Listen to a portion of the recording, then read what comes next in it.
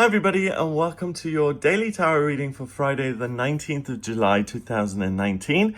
Thank you so much for joining me. It's a pleasure to be with you today. I'm using the Star Tarot for this reading and I'm going to shuffle the cards a couple of times and see what the cards want you to know about this day. These readings are for all signs of the zodiac and they're for everyone who watches. So please subscribe to the channel if you haven't already and share the videos if you like them. Now, I don't know about you, but I have noticed people acting very nutty over the last couple of days. Emotions have been high, lots of breakups, lots of arguing, lots of crazy stories that I've heard from friends. Suddenly these big dramatic stories where you've known people for years and, you know, nothing really out of the ordinary has happened. And suddenly this week, we're hearing all these fantastical, crazy stories. So it is a complicated time. Emotions are running high. People are engaging with one another in the most intimate of ways. And obviously because of that, things can sometimes go very, very well or go very, very awry. So let's have a look at what the cards have to say on this. We have the Princess of Cups. How beautiful is that? We have the Five of Swords. Makes sense. And we have the Nine of Swords. Again, that's so interesting because we had the Nine of Swords recently. So it's a time of worry. It's a time of an underlying sense of, ooh, something might be off here. There's this undercurrent of danger, you know, along with all of these emotions. It's a very odd time, and I think that's why a lot of people are acting out to beat this sense of underlying dis-ease to the punch by behaving a certain way so they feel they can get rid of it. They can get rid of the negativity. But it's there. It's got a lot to do with Mercury being in retrograde at the moment in terms of the astrology. It also goes into Cancer today, so it goes into a water sign. So emotionally, again, be aware that you may get things wrong, that emotionally not everything is what it seems. My imaginary Instagram boyfriend broke up with me yesterday. I have this guy I was speaking to on Instagram. This apparently he was like an American soldier and he was deployed in Syria, and he talked to me and he was very kind to me, and he just told me how beautiful I am and how much he loves looking at me and how great I am. And then suddenly he asks for money. Can I have £150, please? And I'm like, no, you know, I think it would be better if you ask someone who you already know in your life, who is someone, you know, one of your friends or family. I think that would be more appropriate because we don't know each other that well and we haven't met in person. And the response was very negative. You will never find love. You will never find peace because you have the worst trust issues, and how dare you not lend me this money. So our Instagram romance has come to a shattering smithereen halt, and that's okay. That's the kind of energy we're going through. Now, the Princess of Cups is a court card. First of all, we have the Page of Cups, who has no idea how to connect spiritually, how to handle his emotions. He throws temper tantrums when he doesn't get his way. He is extremely happy when something is good. The Princess of Cups has a better handle on it, and she is devoted to a spiritual practice which helps her master her spiritual life and turn herself from this flying fish into a beautiful dove. And that is kind of representative of the journey from being stuck in your emotions to being a spiritual being that experiences emotion but isn't governed by them.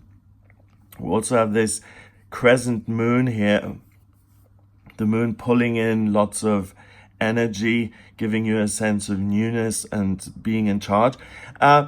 Finally, the Princess of Cups becomes the Queen of Cups. That's when you ultimately master spirituality, your connection with a higher power, your emotions, then that you never really get hooked in by them. You never get tricked by them. You decide what you think and how you feel about those things. And that really takes mastery. That's a life work. So because we've got the Princess of Cups, a lot of feelings are going to be happening, but realize that everything that's going on at the moment is there to help you, and it's training you to become the Queen of Cups. So anything negative that's going on or anything challenging emotionally that's going on is really there, and it's designed for you to grow up emotionally, to become more astute when it comes to handling your emotions, and you have more emotional intelligence and emotional skill, and you have a better connection with a higher power. And if anything, the emotional turmoil forces you or kind of steers you in the direction of building a spiritual practice for yourself, so that is where your holy grail, that is where your heart lies, in your connection to your higher power, your holy inner self, rather than giving your heart to other people or things on planet Earth. And realizing that your happiness and that your heart is always in spiritual truth protected and loved and safe when you hand it over to spirit, and that it's always going to be treated well, and that you can devote yourself to that relationship then with yourself, with a higher power, and that then manifests wonderful relationships on planet Earth. So this complicated time is about teaching you how to become the Queen of Cups. The Five of Swords is about conflict. It's about heartbreak. It's about I want, therefore I'm going to compete with other people and I'm going to get what I want. And it's genuine conflict. We've got this heart that's being cut in the middle. So because everyone wants something else, this heart is being torn apart. Swords is about thinking, communication, so the way we interact with each other. We've got a star there. So behind the broken heart is your spiritual truth. Remember that if you give your heart to spirit, then it can't be broken, because in spiritual truth, it's always safe. And even if you don't give it to spirit, it's there anyway. So in reality, you can never be heartbroken. Absolutely, on a human level, emotionally, intellectually, physically, you can be heartbroken, but the star behind that says that you're always safe. And then we have the crucifix, which comes from Christianity, and that has associations with sacrifice, and sacrifice made on your behalf, so that you don't need to atone for any sins or any bad behavior. And again, it's a safety net saying that you are loved in spiritual truth. And even if you do something that you think is right today and you end up hurting someone in the process, then that's okay. It wasn't deliberate. You're just trying to get the most love that you can. And because everyone else is trying to do the same thing, that poor heart in the middle is being pierced. So at the end, it's going to be a perforated little heart that you can almost look through. The Nine of Swords, we see this woman wailing here. We've got the swords above her, this spirit of worry engulfing her, this fog, this mist, for allowing her not to see the truth, and she's stuck in the fog. It's been there for a while. We've got a spider's web that's been spun. We've got a mouse that's coming up to her. So she hasn't moved in a while. She has been in this state of worry for a long time. She's outside, or no, she's inside the castle walls. It's like she's trapped. And this is like Rapunzel in her tower. And she's worried that she's never going to get out, that she's never going to have a freedom of her own. And that's why I'm never going to have emotional freedom. Therefore, I have to fight what's mine. I have to fight for what's mine. I have to fight to get love. I have to get rid of the competition to find love and to make it happen for myself. And that's not true. Because there's abundance and there's enough to go around for everyone. And love is not a competition. Love is not something that you fight for and that you get. If it's meant to be, it will happen for you. If you're in love with a man and he has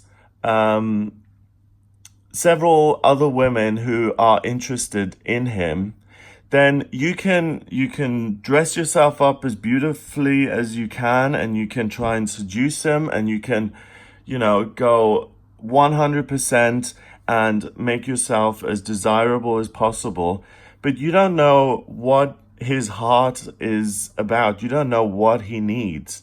And sometimes he's going to go for the woman who's simply in a pair of jeans and a t-shirt without makeup and who isn't trying, because that's what his heart is drawn to and that's where the chemistry is. So the competition in itself is pointless because you can't compete when it comes to love. It's something where two people who are meant for each other simply come together. So the big theme is love. The big theme is worrying that you're not going to find the love that you deserve. The underlying fear and discomfort is that I'm alone. I worry that I'm going to stay alone. I have to put myself out there to find love. I have to discover something to love. I have to work in a way that is loving. Otherwise, I'm not living my purpose. I have to connect with love. And it's so much pressure. And the reality is that the Princess of Cups has figured this out. She realizes that if she devotes herself to her heart, her own love for herself, she learns to love herself. And she learns to love not just her physical body, but she learns to love her spiritual body, which is an extension of the universe. She's a perfect child of the universe. She was created by the universe for a reason. When she devotes herself to that spiritual being that she is, she creates the holy grail of love. And that is beyond competition. That is something that everyone wants a part of. Look at how beautiful that is. So rather than trying to grab and to get, put yourself in a position where you're the prize and where other people are drawn to you. Because when you have to grab and get, the underlying or the implication is that you're lacking. You have no love in your life. Therefore, you have to try and get love. Whereas if you fill yourself with love, then the worry disappears because you realize that you already are a perfect spiritual being and that you're infinitely, permanently, amazingly loved to the extent that it's beyond your own human understanding. And then all the other people who you're competing with for a person or a job, the dream job that you want, it becomes irrelevant because you have a love for it that you're working on and that you can express. So whether you get that job or not, you're still doing what you love to do, and another job will come along that allows you to do what you love to do. Or if you love yourself and really devote yourself to that love, then someone who is right for you will come into your life. And if other people are trying to sabotage that relationship, if that love is meant to be, and the guy or the girl really wants to be with you, then regardless of the obstacles in his or her way are going to be overcome, and the two of you are going to end up together. So please don't worry about this. When you find yourself getting scrappy today, fighting for your love, let go. once you're in a fight or once you're competing, you've already lost. Once you're worried that you're not going to be loved or that there's not enough love to go around, you've already lost.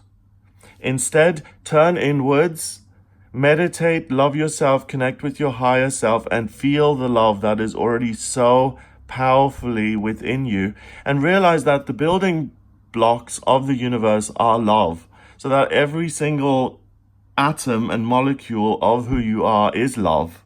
So you can never go without. So it's a day of really just being aware that faulty thinking can come in and make you feel less than and lacking. And it has nothing to do with reality. It's total BS. This is the reality. So we've got a chord card, that's 1, and 5 is 6, and 9 is 15. 1 and 5 is 6, and 6 is a temporary opportunity. So despite this worry and this sense of being ill at ease within yourself and feeling a lack of love is an opportunity to make a spiritual breakthrough and to realize that you are loved perfectly by the universe and that you never have to compete again. So it's a day where you can potentially find yourself and really feel the love from the universe rather than just intellectually realize that you are loved. It's a difference between knowing something and actually feeling it and having that knowledge anchored within you. So have a beautiful, wonderful day. Love yourself. Look in the mirror and tell yourself how much you love yourself. It seems ridiculous, but mirror work does work. It's the easiest way we can access that self-love. Have an amazing Friday. If you would like a personal reading with me, please get in touch via my website. It's gregoryscott.com. I use the tarot, astrology, and numerology in my personal readings. To draw up your astrology chart, I need your place of birth, date of birth, and time of birth. If you don't have the time of birth, order a rectification with me. I can work out your time of birth. And then once I have that, I can answer any questions that you may have. So have a wonderful Friday, and I'll speak to you tomorrow.